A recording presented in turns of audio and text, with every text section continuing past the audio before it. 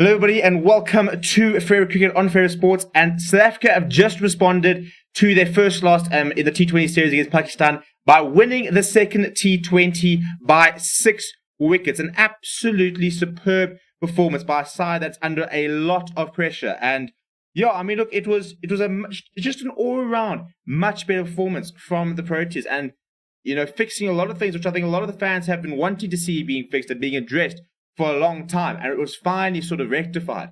And what started as quite an interesting decision to elect to field again from the toss, it actually worked out this time because South Africa successfully chased down 144 to win the game by 6 wickets with 22 balls remaining. So it really was a very, very comfortable victory by South Africa, which you don't say too often at the moment. It had a very poor recent T20 record. Mohammad Rizwan was once again the key batsman for Pakistan. He scored 51 or 41, the only 50 in the match. But what South Africa did very, very well, I mean, it all came down to a sublime bowling performance by Dwayne Pretorius, who set the best figures ever for South African T20 internationals. 4 overs, 5 wickets for 17 runs, an economy of 4.25. 10 dot balls he bowled. And he picked up the wickets of Rizwan, Babar Azam, Itwika Ahmed, Kushtal, as well as Mohammad Nawaz at the end. I mean, it was just a brilliant performance by Dwayne Pretorius, who was really well backed up by Tabraiz Shamsi, who bowled 4 overs, 1 for 16.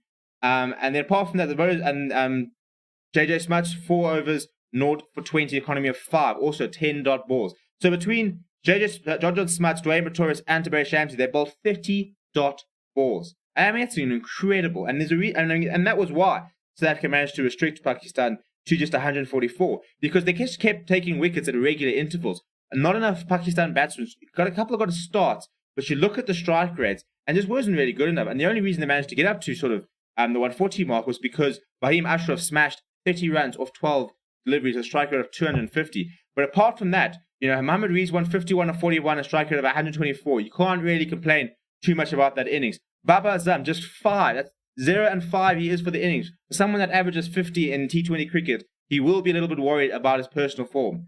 But apart from that, Hada Ali 10, strike rate of 90. Hassan Talat 3, strike rate of 42. Iftikhar 20 of 21, strike rate of 95.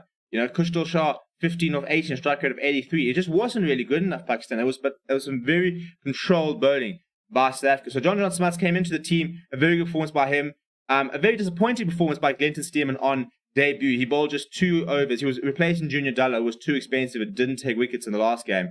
And I don't think he did much, his case much good, because he bowled 2 overs, 0 for 28, an economy of 14. Anita Petlaquire, 3 overs, 1 wicket with 31, an economy of 10.3. Lusa Pamela, an economy of 9.67. So frustrating there that, your more sort of your sort of strike seam bowlers are really struggling. And Dwayne Pretorius, who's more of a genuine all-rounder, he just did all the basics. He bowled a very controlled line. He varied his pace very well. He's just a very intelligent cricketer, and that was the difference. And then, in reply, Young Milan 4 of 2 had a very lucky boundary there. Reza Hendricks, another decent innings, 42 of 30. It looked a lot better than what we saw on Thursday because Reza Hendricks took the game to Pakistan. For the first time, including the Test series, we actually went after the spinners and we tried to make them uncomfortable. And that made a huge difference when it came to the batting. Reza Hendricks, 42 of 30, a strike rate of 140. That's the kind of strike rate you need up front. John Smuts, didn't look particularly comfortable and a bit of a half shot to go out early. But then Pat van Biljon, is most notable innings in the T20 international, 42 of 32, a strike rate of 131. But they went after the spinners, and that made a very big difference, because if you go after a spinner early on in their spell and you're successful, that can just completely throw them off their game. And that was the case today. And then Dave Miller came with a quick fire, 25 of 19, strike rate of 131. Clarkson scored 17 of 9, strike rate of 188. So it was a very, very comfortable victory. But you look at the economies, and Iftikhar bowled 1.2 overs, went for 14 runs. Usman Khader, who was really sort of causing the Proteas a lot of mishap on Thursday, 4 overs, 1 for 43 runs, an economy of 10.75. And that was because we went after them. I think on Thursday, South Africa hit, I think it was 3 sixes. Today, they hit 6 sixes, and that makes a big difference, and just a lot of boundaries.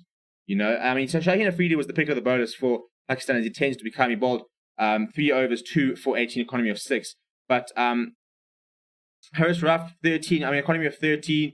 You know, so it was just a case of South Africa just doing everything better, including the fielding. I mean, that's something that was very important. The South African fielding today was sublime. A very good catch by Lutus Apamla. A fantastic catch by Dave Miller. Some really good efforts in the field to try and, you know, stop the twos and save some boundaries. And that you could just feel that South Africa were up for it. And they just dominated every section of the game. So a very, very impressive performance by them. They have set up basically a series final, which will take place tomorrow. So all to play for. And if they can produce a similar performance, it should make for a cracking finish to what's been quite an interesting series.